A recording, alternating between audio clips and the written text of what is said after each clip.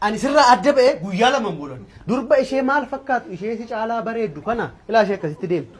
Ishee akkasitti deemtuni fuudhaan ijoollee 7-8 murraa godha. Taa'ee ilaali. Akka isheen taates beeka.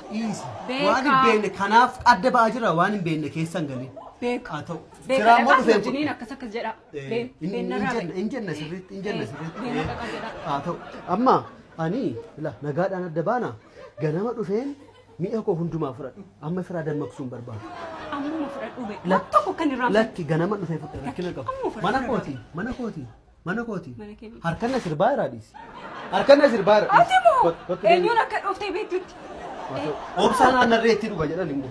Maaloo guyyaadhuma tokko mee waanuma sirrii dubbadhu. Anaaf illee mini haadha manaa kee gara fuulduraatiif waanuma sirrii dubbadhu. Obsaan aannan goromsaa dhugadha. Aannan waan barbaadee dhugu. Aannan gaalamaan dhugu. Aannan mukamaan dhugi. Si wajjin jiraachuu irraa. Qofaa koo jiraachuu naa deemaan jira. Deemi. Turte baay'ee deemi.